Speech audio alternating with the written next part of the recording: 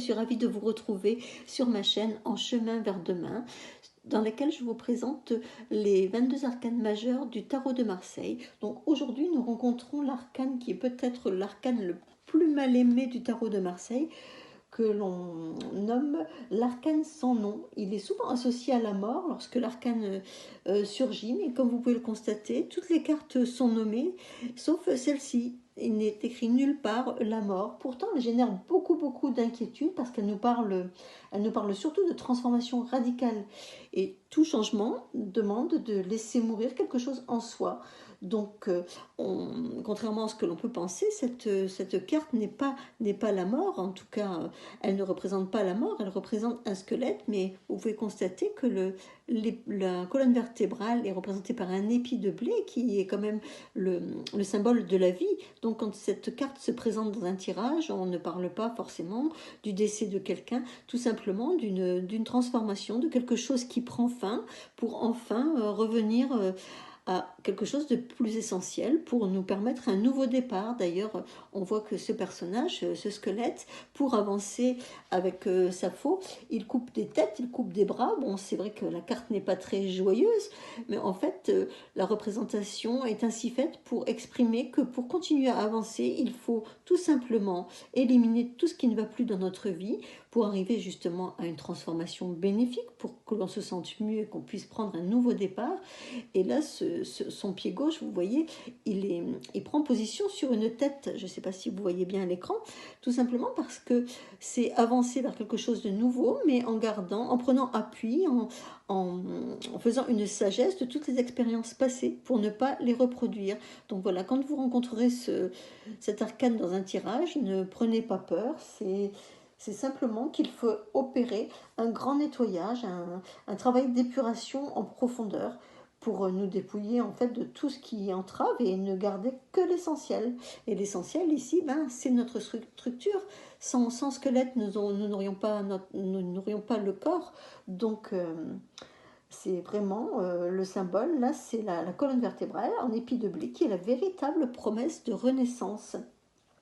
Alors, comme vous le savez, j'associe toujours les fleurs de Bach au tarot de Marseille, tout simplement parce que les fleurs de Bach peuvent être une grande aide quand nous vivons une transformation radicale, quand nous sommes confrontés à des changements qui nous bouleversent, qui peuvent nous déstabiliser complètement. Donc on va, dans ce cas-là, pouvoir utiliser l'élixir fleur de Bach que l'on nomme crabe apple, pommier sauvage. Cet élixir va nous permettre, en prise orale, à raison de 4 gouttes 4 fois par jour, il va nous permettre de nous purifier tout simplement, d'obtenir, vous voyez, comme ces petites gouttes d'eau, purifier le mental, purifier le corps, essayer de redémarrer en se débarrassant, comme je vous le disais tout à l'heure, de tout ce qui nous empêche d'évoluer. Donc l'élixir crabe apple en fleur de Bach est vraiment d'un grand secours pour nous permettre justement de traverser cette transformation dans les meilleures conditions possibles. On a donc cette prise d'élixir qui nous amène à une pureté mentale. Regardez comme l'esprit est libéré, représenté là par ce diamant sur cette carte. La fleur crabe apple va aider à retrouver cette acceptation de soi, de se reconnaître aussi à sa juste valeur. Cet élixir permet de développer une vision plus globale des choses, plutôt que de se focaliser sur le petit détail qui tue, de ne voir en soi que ce qui cloche. On parle souvent de grand nettoyage, comme l'arcane sans nom opère un nettoyage avec la faux.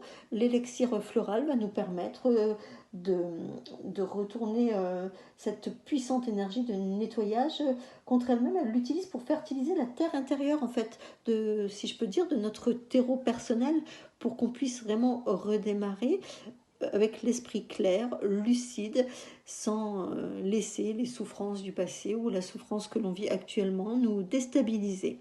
Si vous souhaitez plus de renseignements sur les élixirs floraux du Dr Bach, sur les mélanges personnalisés que l'on peut faire grâce à une conseillère agréée, comme je le suis par ma formation au Centre Bach en Angleterre, n'hésitez pas à me contacter. Je serai ravie de vous donner tous les éléments, tous les conseils nécessaires pour bien aborder ce changement qui actuellement vous fait peut-être peur ou provoque des inquiétudes en vous.